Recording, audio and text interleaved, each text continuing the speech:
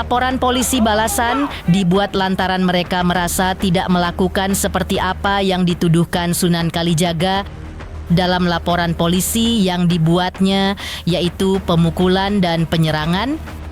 Malahan, pihak kuasa hukum Reza Gledis dan Putra Kaban justru menuding Sunan Kalijaga lah yang diduga melakukan pemukulan terhadap Putra Kaban. Lantas, bukti apa yang disuguhkan kuasa hukum Reza Gledis dan Putra Kaban? Pasal apa yang dipakai kuasa hukum Reza Gledis dan Putra Kaban untuk menjerat Sunan Kalijaga di muka hukum? Lantas bagaimana tanggapan Doktif selaku kliennya? Benarkah Doktif mengetahui siapa yang melakukan dugaan pemukulan terhadap Sunan Kalijaga?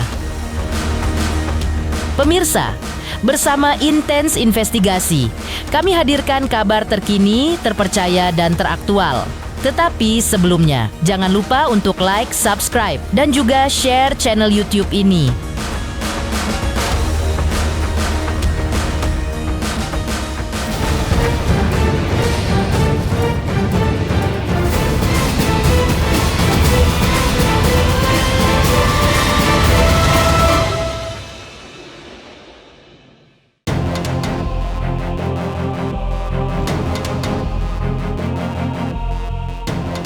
Prahara hukum antara Sunan Kalijaga versus kuasa hukum Reza Gledis dan Putra Kaban kian memanas usai kedua kubu menghadiri acara debat di salah satu stasiun televisi 2 hari lalu.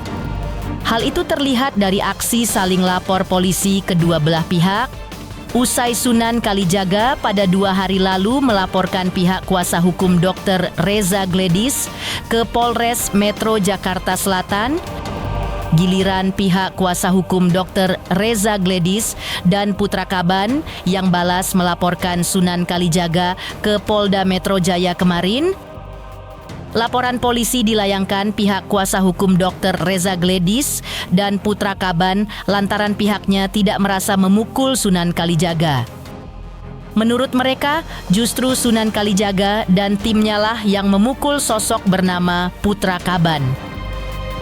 Bahkan kuasa hukum Dr. Reza Gledis mengaku niatnya untuk melerai Sunan Kalijaga dan Julianus Sembiring malah didorong hingga terpental ke belakang. Pasal yang disangkakan terhadap Sunan Kalijaga dari laporan polisi yang dilayangkan tim kuasa hukum Reza Gledis dan Putra Kaban di Polda Metro Jaya adalah pasal 335 tentang persekusi dan pasal pengeroyokan. Karena menurutnya, sosok yang memukul Putra Kaban ada 2 orang, yaitu diduga Sunan Kalijaga dan salah seorang timnya. Pada malam ini, kami telah menyelesaikan laporan polisi atas sikap dan tindak lanjut hal yang tadi malam pembahasannya yang begitu mengebohkan. Kenapa kami melaporkan? Pertama adalah kami sudah dilaporkan dengan alasan kami dituduh melakukan pemukulan. Kedua, berdasarkan analisa kami, tim bersama semua, dan analisa video-video yang ada, tidak ada satu pun kami melakukan pemukulan. Jadi ini fitnah luar biasa. Makanya pada sore sehingga malam ini kami membuat laporan polisi di Polda Metro Jaya ini. Ini surat laporannya. Pelapornya adalah saya sendiri, Putra Kaban. Terus sedikit lagi saya ingin menambahi bahwa kemarin itu Bang Sunan mengatakan bahwa siapa yang mengundang saya kan, dan saya ada dibilang sama nenek Waroka, Emang Waroka ya, nenek ya, sama nenek Waroka mengatakan bahwa saya itu disuruh titipan dan apa segala macam. Perlu saya tegaskan kepada rekan-rekan media bahwa pihak itu mengundang Bang Julianus Sembiring sebagai narasumber. Nah, dan melalui via telepon, pihak mengatakan setiap narasumber bisa membawa 10 orang. Nah, dan Bang Julianus menyuruh Dr. Andreas untuk mengkodir ini, mengatur ini siapa-siapa aja yang ikut. Nah, jadi perkataan nenek Imam Warokah yang menyatakan ada suruhan, titipan, itu tidak benar. Untuk pasal yang dikenakan pada laporan ini, artinya ada pasal persekusi. Itu pasal 335 dan pasal pengeroyokan, karena pemukulan dilakukan oleh 2 orang Jadi pasal 170. Mudah-mudahan nanti setelah dilakukan visum, perkaranya bisa jalan.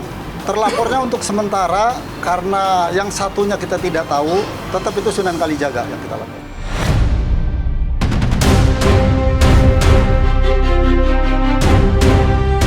Selain itu, pihak kuasa hukum Dr. Reza Gledis pun membantah tudingan Sunan Kalijaga bahwa pihaknya telah melakukan pemukulan terhadap Sunan Kalijaga. Bantahan itu disertakan dengan bukti video saat berada di tempat kejadian. Menurut pihak kuasa hukum Reza Gledis, dari bukti video yang mereka miliki, justru pihak Sunan Kalijaga lah yang diduga melakukan pemukulan terhadap kuasa hukum Reza Gledis. Dan berdasarkan cerita kronologi dari Putra Kaban, sosok yang dituding Sunan Kalijaga sebagai pelaku pemukulan terhadap dirinya, justru dirinya yang diserang balik oleh Sunan Kalijaga saat ia ingin melerai Sunan Kalijaga dan Julianus Sembiring. Ia bahkan merasa disudutkan oleh Sunan Kalijaga dan merasa diintimidasi, terutama saat berada di depan awak media, dengan Sunan menuding dirinya sebagai pelaku pemukulan. Padahal hal itu tidak pernah ia lakukan. Perkenalkan, saya Nokta Putra Kaban yang dituduh telah melakukan pemukulan terhadap Bang Sunan. Jadi perlu sedikit saya jelaskan di sini kronologisnya, bahwa setelah acara perdebatan kemarin, Bang Sunan itu ada menghampiri Bang Julianus dan dilerai oleh Pak Surya Bakti Batubara. Nah, setelah dilerai ternyata... Tunggu, sebelum ke sana, saya akan tunjukkan video bahwa tidak ada saya melakukan pemukulan. Ini fakta, video yang ada. Jadi tidak ada saya melakukan pemukulan. Saya hanya melerai untuk memisahkan. Jelas ya?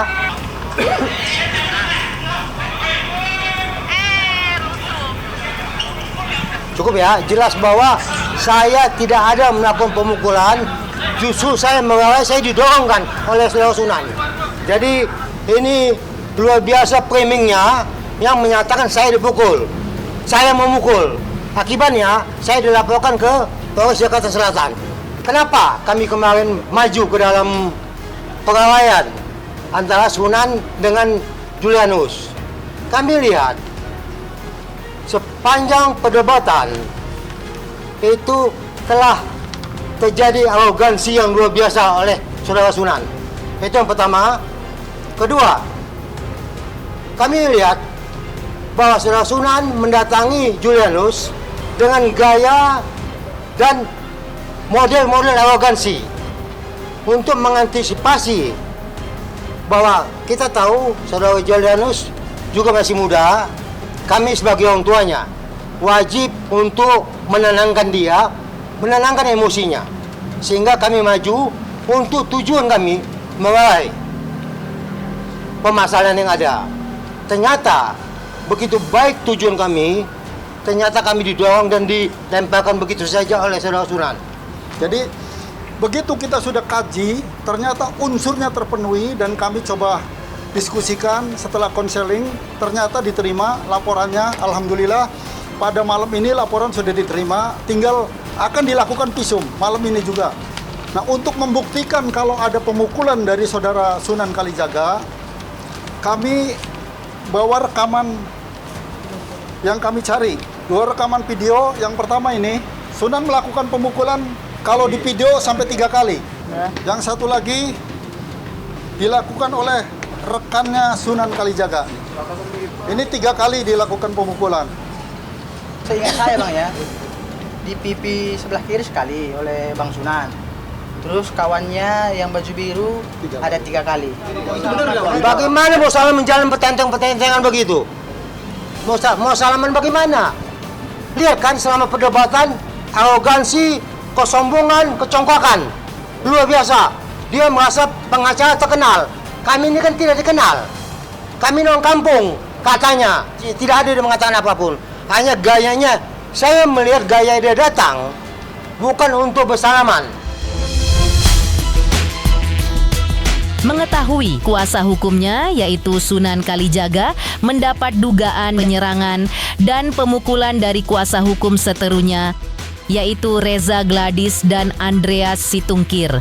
Bahkan Sunan Kalijaga dilaporkan balik oleh pihak Reza Gladys dengan pasal dugaan pengeroyokan.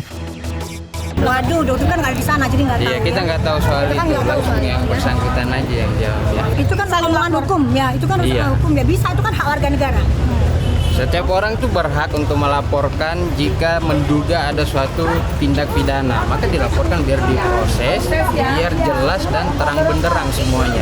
Yang jelas kalau ada dugaan pelanggaran hukum dilaporkan supaya diproses sehingga faktanya jadi terang benderang, seperti itu aja. Jadi sempat menanyakan, pada saat itu ada apa sih? Dok, tahu nggak itu siapa yang mukul? Itu adalah lawyer dari Justiper. Lawyer dari Boker. Boker. Gimana kasusnya dokter yang di Medan, Boker? Kalau itu udah tersangka, Boker. Belum ada panggilan lagi. Nanti tanya dong, panggilannya gimana, Boker? Ya, itu adalah lawyer dari Boker yang hadir di gelar perkara khusus saat di Mabes Polri. Yang sampai sekarang kasusnya wallahu a'lam bishawab. Kagak jelas, guys, ya. Lantas, seperti apa pula panasnya konflik antara Fitri Salhuteru dan Nikita Mirzani yang kian membara? Teruntuk subscribers Intens Investigasi, terima kasih atas atensi dan perhatiannya selama ini. Saksikan terus Intens Investigasi dan pastikan jangan lupa untuk like, subscribe, share, dan juga komen. Terima kasih. Selamat untuk Intens Investigasi karena sudah mencapai 3 juta subscribers di YouTube. Sukses selalu and all the best.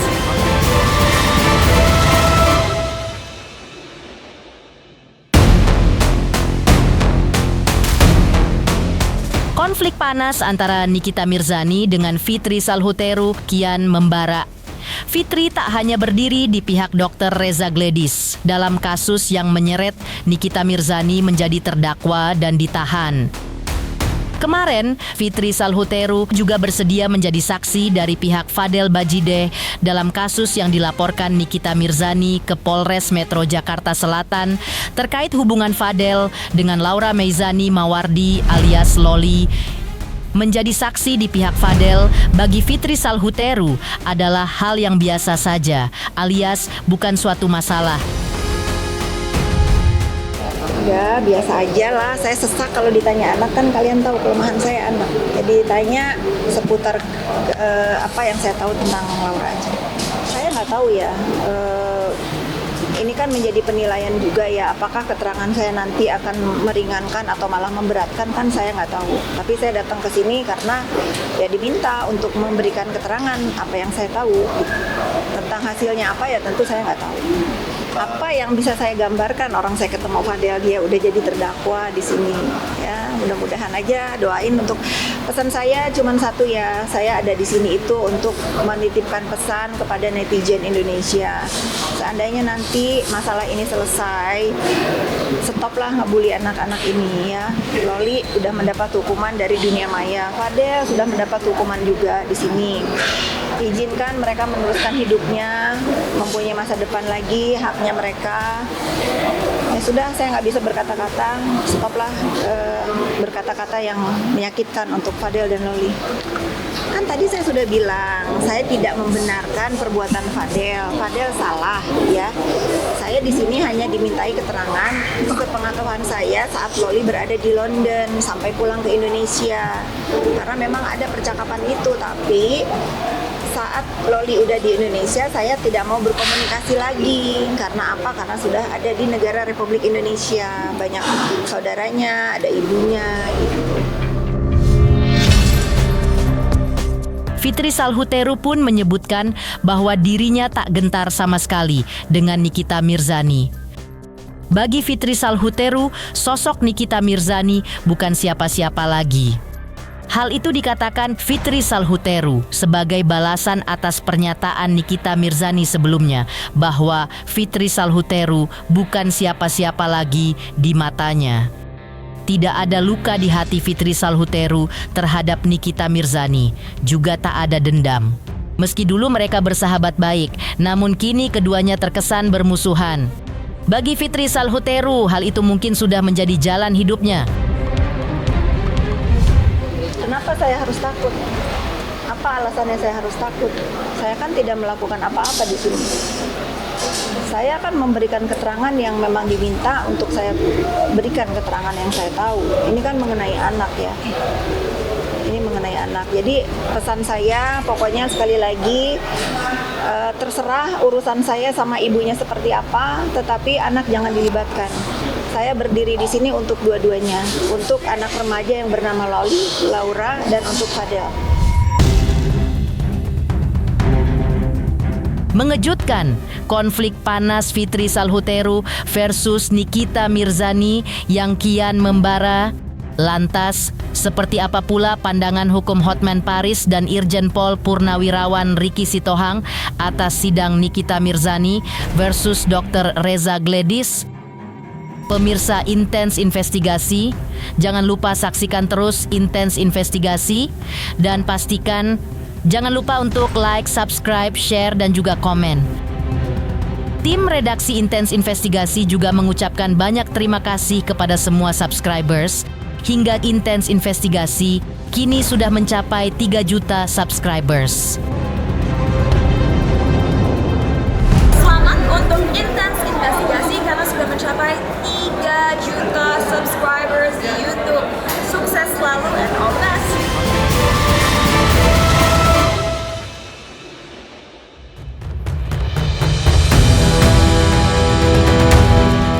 Advokat senior Hotman Paris Hutapea berikan analisis hukumnya terkait sidang Nikita Mirzani versus Dr. Reza Gledis yang kian memanas di Pengadilan Negeri Jakarta Selatan.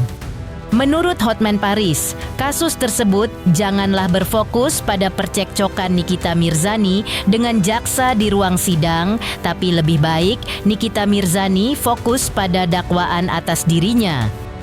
Nikita perlu membuktikan bahwa apakah benar Dr. Reza Gledis korban pemerasan atau bukan.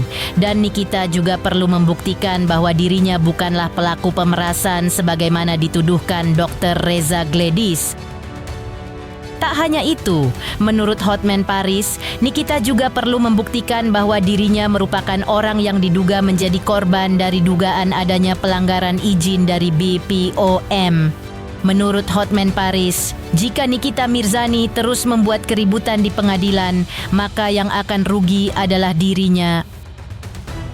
Di sisi lain, menurut praktisi hukum Irjen Pol Purnawirawan Ricky Sitohang, aksi ngamuk Nikita di ruang sidang mungkin karena akumulasi berbagai persoalan yang sudah menumpuk di kepalanya. Tidak hanya masalah hukum, tapi juga masalah anaknya yang masih kecil dan jatuh sakit. Jadi, dalam kondisi tertentu, semua itu membuat emosi Nikita Mirzani bisa meledak.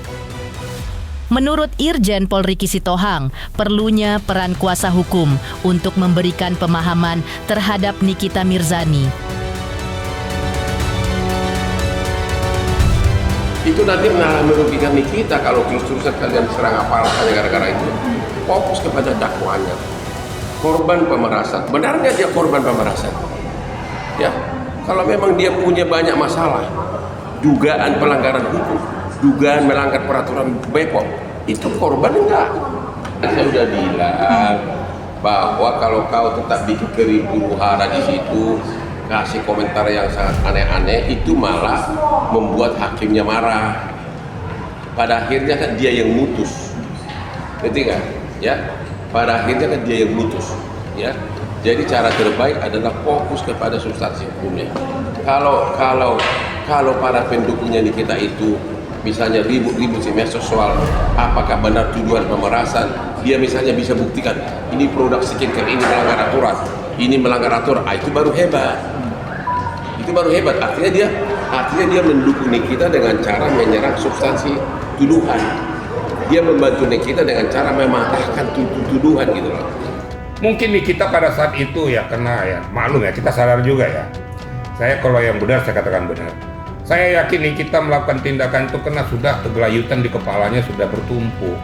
Ya, satu dia merasa terkebiri sendiri, yang kedua anaknya juga sedang mengalami masalah, yang ketiga anaknya masih kecil dan butuh perlindungan seorang ibu. Ya, wajar-wajar saja. Dengan situasional ini itu merupakan akumulasi kekecewaan dirinya. Pemirsa Intens Investigasi, jangan lupa saksikan terus Intens Investigasi dan pastikan jangan lupa untuk like, subscribe, share, dan juga komen. Tim redaksi Intens Investigasi juga mengucapkan banyak terima kasih kepada semua subscribers. Hingga Intens Investigasi kini sudah mencapai 3 juta subscribers.